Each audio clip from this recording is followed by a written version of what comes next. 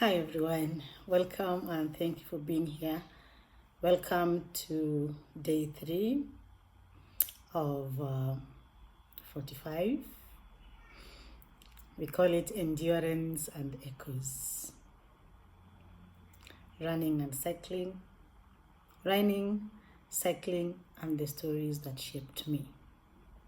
So today we go to story number 3. Before we go to story number 3, I want to talk about the run for day 3. It was the most difficult run because I was coming from a week where I had been worn out by the events of life, and then I had just done 2 days. One was 45 kilometers running and the other one was 44 kilometers of bike ride, the longest I've done I think in a year, because the last time I rode a bike that long was in September last year. And I was also sleep deprived. I tried to sleep during the day, but again, there were things to be done. So when I went for this run, I was so tired, and it was taking longer than I wanted it to take. I thought I would do it in 5 hours, but I did it in 5 hours and 25 seconds, because the one I did for 45 kilometers I did in 5.5 hours. So I was hoping to reduce those 30 minutes, but it didn't happen. And it was slow and a bit more painful.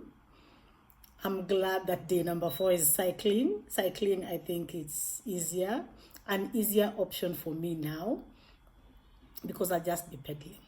I'm just on top of the bike, pedaling, feeling nice. Yeah, it's better than being on my feet. And I regretted my life decisions. Why did I decide to do this? But also, what keeps me going is the feeling I get after I am done with the day's challenge. That really keeps me going and makes me happy that I have achieved. And whenever I get the idea of let me take a shortcut, I'm like, how will I celebrate and say I have done it, yet I know I haven't. So that keeps me in check. On the bike ride also, not bike ride, on the challenge also, I'm still keeping on with cold showers and stretching. And now I need to add adequate sleep. Today I am going to sleep well, because I'm supposed to be doing day 4, and it's a bike ride. The bike ride is, I'm telling you, the easiest in this situation. So I moved to day 3 of my life. Year 3. So what I can remember about year 3, I was a young girl. I can remember so little, but I remember we lived in Tana River, where I was born, and it was a wildlife prone area, so we were interacting with animals. There were a lot of wild animals. I remember us sometimes waking up and finding my parents had cows and sheep. Those are the ones I can remember. I don't know if there were chickens, but I remember sheep and cows. And my brother also had a dog.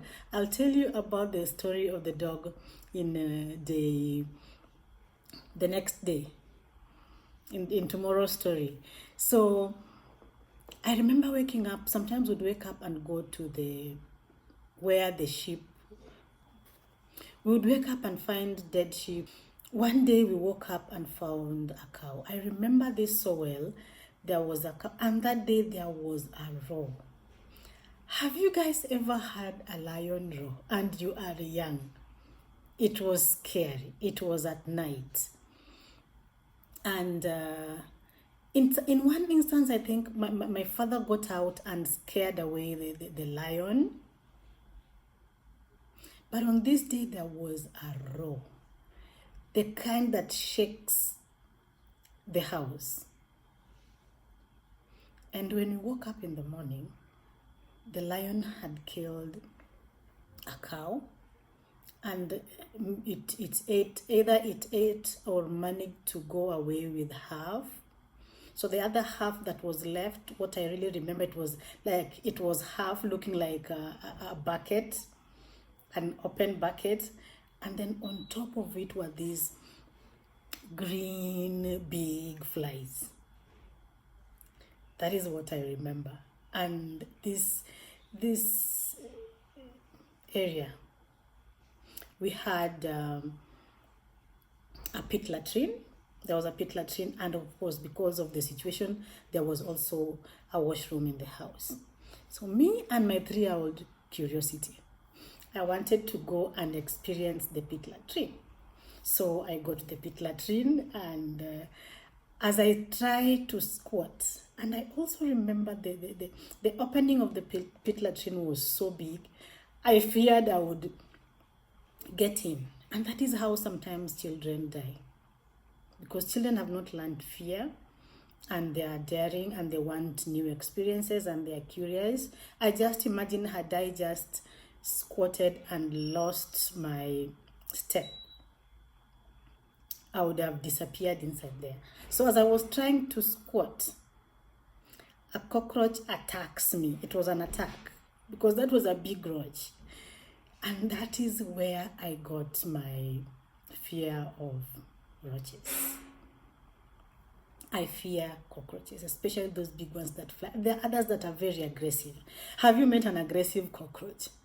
It enters your house and it's like it's all over. You look from this side, it is running the other side, it's running the other side. And for my children, they get the phobia from me. Children don't know fear, but they learn from their caregivers, or when they are still in the tummy and the caregiver reacts to a certain phobia, they also pick it up. It's the same way with food. Some children like loving stuff from the tummy. It's the same thing with that. The same applies to phobia. So for my children, they've seen me fearing roaches, so they also fear cockroaches. My girls fear cockroaches. When we see roaches, it is all screams. They're on top of the chairs. When the dad is here, all of us are on top of the chairs. When he's not here, now I have to brace myself and kill the cockroach. And sometimes some of them are very aggressive. And do you know that phobia is a disorder?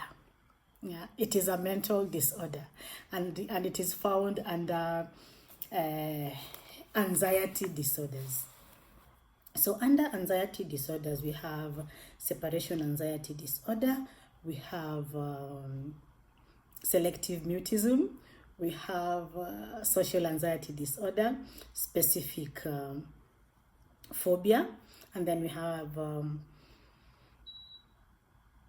I have said social anxiety disorder. We have panic disorder.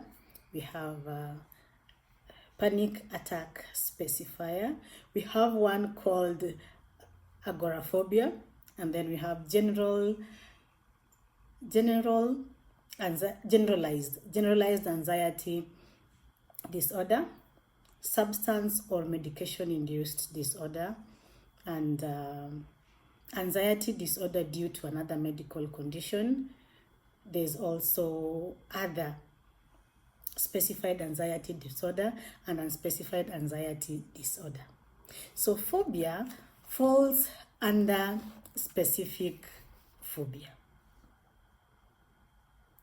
And it is like extensive anxiety and behavior disturbance. Yeah, when you have phobia, you either, when you see this thing, you either freeze or you freeze, or you scream, or you become irrational. Yeah, and the diagnostic criteria in DSM-5 is it is marked by fear or anxiety, immediate anxiety response, avoidance behavior, disproportionate fear, persistent symptoms that last at least 6 months. So if your symptoms have not lasted 6 months, then it is not a disorder. We move to the specific phobias now. We move to the types and the examples. You remember I said if you've not experienced this for at least 6 months, it is not considered a mental disorder. And the types are, there was the phobia for animals, natural environment like heights, storms, water, blood, injection, injury, the fear of needles, medical procedures, and then also situational things like flying, elevators, and closed spaces, and others like loud sounds, choking, vomiting. Yeah. So those are the phobias we look at. And now we'll go ahead and look at the treatment approaches. Some of these treatment approaches are very scary. And in treating phobias, mostly we use CBT, cognitive behavioral therapy, specifically exposure therapy, which is usually gradual, controlled exposure, so that the fear decreases. In extreme cases, people are given medication. But in most cases, when you use exposure therapy, it gets better. Yeah. So that's all for day 3. Thank you for being here. See you in the next one.